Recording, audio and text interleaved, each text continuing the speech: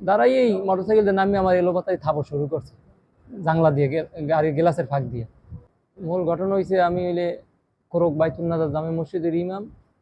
তো নামাজ পড়াইতে যাইতেছি জুম্মার নামাজের আগে।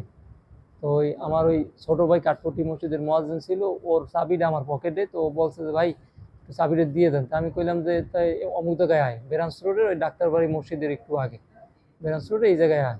তা আমি ওই জায়গায় গাড়ি সাইড করে দাঁড়াইছি। দাঁড়ানোর পর মাসুম আইছে, ওর লাগে আমি কথা বলছি, সামনে একটা ভ্যান গাড়ি রাখা। আমি ভ্যান গাড়িটা রাখা পরে ওর লাগে কথা বলার পরে আমি ডাইনে কাটতে গাড়ি উঠতে আছি, এর মধ্যে ওই সামনে দিয়ে একটা মোটরসাইকেল আসছে।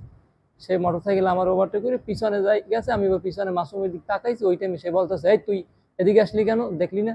আমি কই ভাই দেখছি। দেখছি না কি এইভাবে কইছি, আর মাসুমের কইছি তুই যা, আমার নামাজের টাইম হয়েছে, আমি যাই।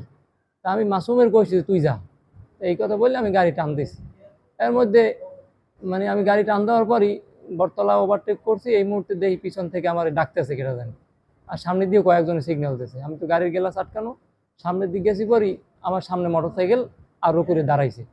দাঁড়াই এই মোটরসাইকেল দিয়ে নামিয়ে আমার এলোপাতাড়ি থাপড় শুরু করছে জাংলা দিয়ে, গাড়ির গ্লাসের ফাঁক দিয়ে। পরে আমি বললাম ভাই আপনার সাথে আমার কিছু হয় নাই। কয় এখন তুই আপনি কও, এতক্ষণ তুই কইলি। আমি কই ভাই আমি কিছু কই নাই। কয় তুই কইলি। এই এরপর আমার পাশে ওই যে বিএনপির কি জানি জানি না, শানু ডিলার ওনার বাবার নাম, ওনার ছেলে হচ্ছে ওই রুবেল ভাই। রুবেল ভাই উনি বলতেছে তুই নাম, যেহেতু বেদক্কা। আমি কই নামমু কি ভাই, হ্যারে আগে থামান। কয় না তুই নাম মেলা। আমি কি ভাই হ্যারে থামান, আমি নামতেছি, আমি তো আর যাই না, আমি এই জায়গায় বাসা আমার। সে কইতেছে যে তুই নাম। পরে আমি ওই গাড়ির দেখে আমার জোর করে নামাইছে, নামছি পরে আরো এলোপাতাড়ি আমার খাবার শুরু করছে। এই মারছে, ওনার নাম হলো কামাল। উনি কইতেছে আশেপাশে মানে কইছে ওর বিএনপি করে, ওর লাগে পারবা না, ওর লাগে পারবা না, ও বিএনপি করে। আমি কইছি বিএনপি করে, সেই জন্যই আমি এখন থানায় আমি যাইতেছি, হসপিটাল যাই, তারপর হসপিটাল থেকে যাওয়াই আমার তো চোখ এই লাল হয়ে গেছে, চোখ ফসাই মারছে। তো আমি হসপিটাল আইছি। এখন তো ইমাম সমিতি, আমি নামাজ পড়ে যাইতে পারি নেই, ইমাম সমিতি থেকে একজন মানুষ পাঠাইছি নামাজ পড়াইছি, তারা জানছে, তারা যে ব্যবস্থা নেয় আর কি। যে বিএনপির লোক নাকি বলছে সে বিএনপির লোক কামাল। আমি চাচ্ছি এরা ওই ইমাম সমিতির লোক আছে আমার, তারা থানায় মামলা দেবে, মামলা দেবে।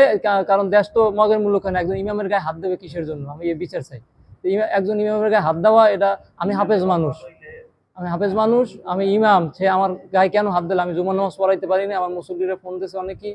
আমি একজন ইমাম সমিতি থেকে ইমাম পাঠাইছি, তারা নামাজ পড়াইছে সেখানে।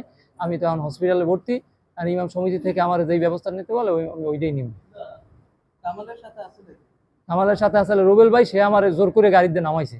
আমি গাড়িতে না নামলে আমার এত মারতে না। না, তার গাড়ির সাথে আমার কোনো টাচ লাগে নাই, না, প্রায় 6 হাত জায়গা, 6 হাত জায়গা ফাঁকা ছিল, তার গাড়ির সাথে আমার কোনো লাগে না, টাচ লাগে না, কিছুই লাগে না। আমি পিছনে তাকাইয়ে মাসুমের বলছি তুই যা, সে মনে করছে তারে বলছি যে তুই যা। এখন সে বলতেছে তার সাথে আমি খারাপ ব্যবহার করছি। আমি মাসুমে বলছি তুই যা, আমার নামাজের টাইম হচ্ছে, আমি যাই। এই এখন সে কয় তুই তুই করি কইলি কেন?